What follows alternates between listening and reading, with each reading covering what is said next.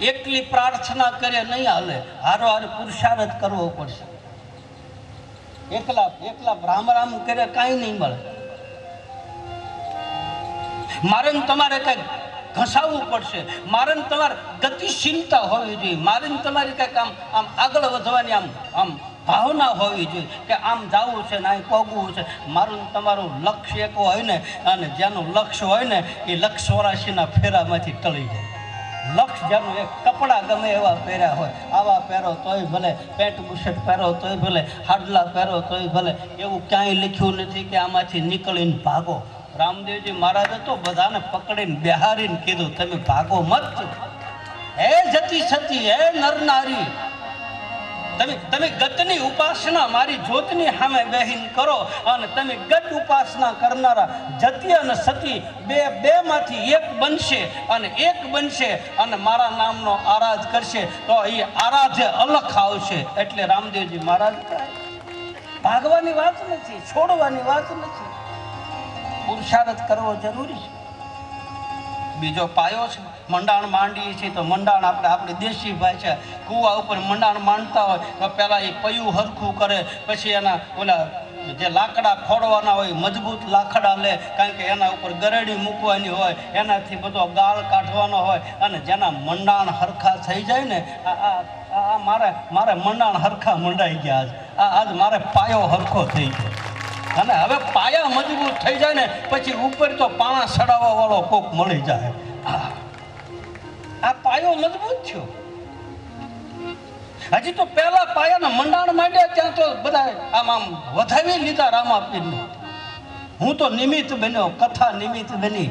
આ બધાના હૃદયની મારી પાયા મજબૂત ન થઈ ગઈ, આમ હરવાણી ફૂટી ગઈ, મારી પાસે દાનમાં આમ ફુવારા છૂટવા માંડ્યા.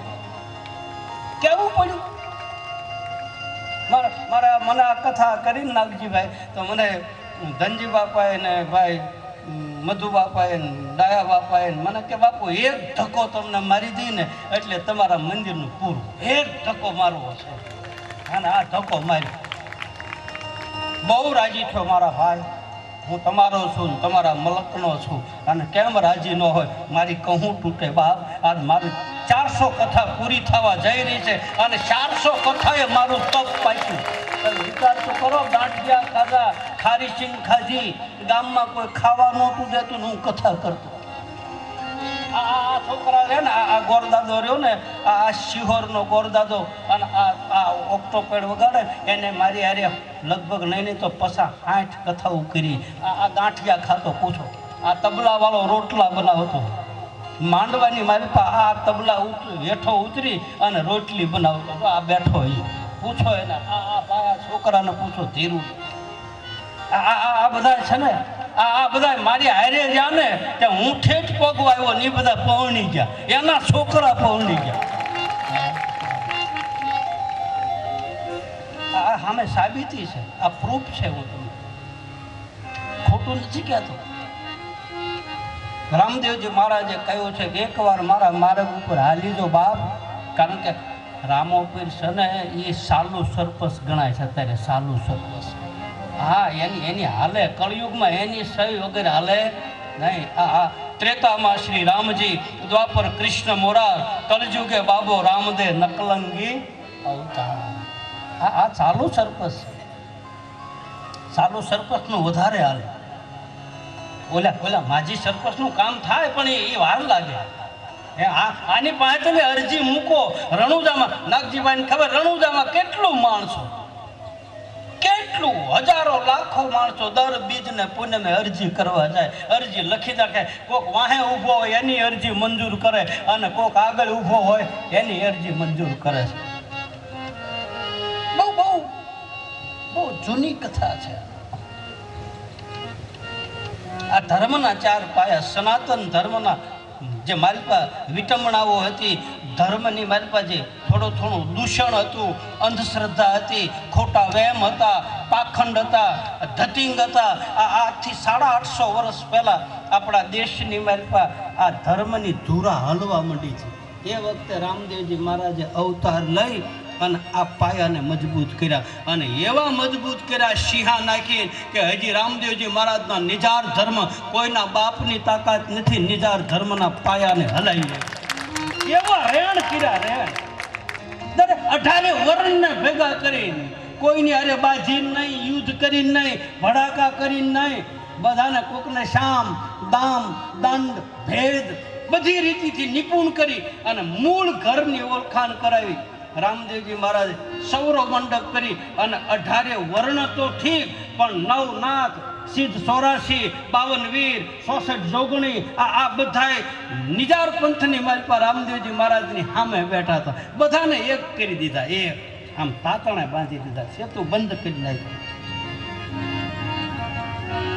18 વર્ણ માને રામદેવજી મહારાજને હિન્દુ મુસલમાન કોઈ બાકી નહીં અમારે અજમેરના ફકીર કતીફશાહ પીર કતીફશાહ બાવા અને એમના ઘરેથી ઉરબાઈ અઠવાડિયે રામદેવજી મહારાજને મળવા જાય અઠવાડિયે રામદેવજી મહારાજની હયાતીમાં ખ્વાજા પીરની દરગાહનો મુજાવર ક્યાં આમાં બાંધણ કરવાનું આવે છે બાંધણ તો બેન તમે કરી બાકી આ તો બધા પીર કોને કેવો હું આગળ વ્યાખ્યામાં કહી આ તમને બધાને આવો સારો વિચાર પ્રગટ થઈ ગયો ને અને તમારા ભીતરની માલપા આ પીરાય પ્રગટી કહેવાય હું તો તમને જ રામો પીર માનું બાકી ક્યાં ગોતવા જાઉં આ તમારી માલપા દીવડો જન્મી દીધો એ રામો પીર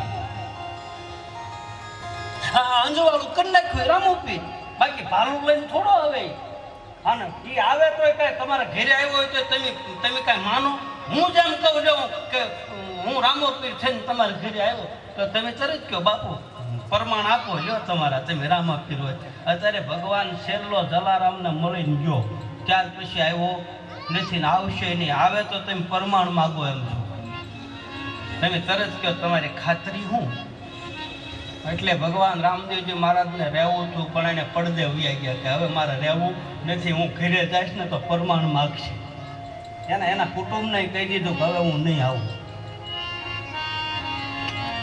ધર્મની કથા જેના મંડાણ મંડાઈ જાય જેના પાયા મજબૂત થઈ જાય આપણે પાયા મજબૂત કરીએ છીએ પહેલો પાયો છે આ પ્રાર્થનાનો પાયો છે બીજો પુરુષાર્થ અને પુરુષાર્થ કર્યા પછી વાટ જોવી એ પ્રતીક્ષા કહે અને વાટ જોતા જોતા જ પછી પ્રાપ્તિ થઈ જાય આ 400મી કથા પૂરી થાય મારી વાટ જોતા જોતા જોતા જોતા મેં આમ નાનપણથી આંબો વાવ્યો અને એનું ફળ હવે પાકવા આવ્યું મને ઘણાએ કીધેલું બાપુ તમારું આ મંદિર કાલે પૂરું થાય કથાઓમાં ક્યાંક ખોટ ગઈ કાંઈક ઘરના નાખ્યા હજી ઉશીના લીધેલા છે આમાં બેઠા અમારે એક ઝૂંપડિયાવાળો ભાઈ છે એક જો ઓલો ધામેલવાળો કીર્તિ બેઠા ને પૂછો હજી હમણાં 4 મહિના પહેલાં જ 1 લાખ ઉશીના લીધા જો સામે બેઠો જોજો જો અહીંયા સામે મોઢે જો હા મને કે બાપુ થાય તાર દેજો મેં કરું લાય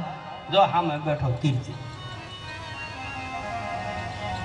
ઉશીના લઈને કથા કરી આને દેવું કે નહીં આને છોકરા છે મારે ન હોય પણ આને કથાની પૂર્ણાવૃત્તિ કરું ત્યાં એના ઘરે કથા ચાલુ થાય ઉશીના લઈને સૂકવા અને ચોખ્ખી વાત આપણે કાંકરા કાઢીને જ વાત જેવું હશે એવું જ કહીશ કારણ કે મને બીજો રંગ ચડાવતા આવડતું નથી મારા વખાણ કરવાય નહીં અને હું કાંઈ મોટો સંત નથી કે હું કોઈ મોટો સિદ્ધ પુરુષ નથી કે મારી પાસે બીજું કાંઈ છે નહીં મને કાંઈ આવડતું નથી હું તો એક રામા પીરના આંગણાની માલપા એક ટેલ કરવાવાળો ફકીર છું ફકીર એની સામે બે ધૂપ ધોવાળો કરવાવાળો એનો ટેલ્યો છું આપણને શું આવડે આ કથા ગાતા આપણી શું તાકાત છે આપણે ગાઈએ આ તો મારા ગુરુની કૃપા આ હું ધર્મની ગાદી ઉપર નથી બેઠો હું મારા બાપના ખોળામાં બેઠો છું મારા ગુરુના ખોળામાં બેહીને ગાઉં મારો બાપ મારો ગુરુ વાહેથી ધક્કો મારે અને મારો સદગુરુ મારા અંતરમાં છે મારા ભીતરની માલપા ગુરુની ભક્તિ અને ગુરુનો પ્રેમ જગતમાં દેખાડવાનો નથી એ તો માલપાથી ભજન થાય બાપ સદગુરુની ભૂમિકા એવી મેં ગુરુને પછાવી જાણ્યો છે મારા ગુરુએ મને ખૂબ આપ્યા છે આ એની કૃપાથી બોલું છું મારો ગુરુભાઈ બેઠો છે અહીંયા પૂછો એને માથે હાથ મૂક્યો નાગજીભાઈ, સોનાના ઢગલા કરી દીધા. આ કારડિયો રજપૂત હો, અને કારડિયો રજપૂત વેપારી થાય. સાચું બોલજો હે. હા, બધા તમારી જેવા માણસોની હારે રિલેશનો. નકે ઈ આમ ન કરતો હોય. આમ મૂછું તાવ ન દેતો હોય. ગુરુની કૃપા કરી માથે હાથ મૂક્યો, લાગી ગયું. હોનો કારડિયો રજપૂત હોની ધંધો કરે કેમ લાગે?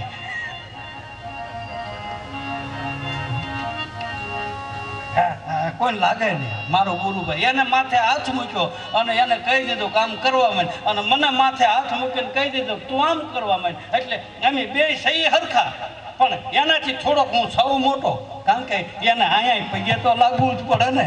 ભલે ને પાના તબકલા હોય તો હે, એટલે એની કરતા મને મારા ગુરુએ જાજુ દીધું છે. તો એ મને એમ કે ક્યાં છો ગુરુભાઈ, ક્યાં છો બાપુ? એના વખાણ ન કરે, એની ખૂબ સેવા કરી, હજી કરે, અને હું ભીતરમાંથી કરું. ગુરુની કૃપા, ગુરુ કૃપા કરે તો જ આ બધું થાય છે. મારો કહેવાનો ભાવાર્થ કે રામદેવજી મહારાજની કથા છે ને એ અનેક જાતની કથા છે.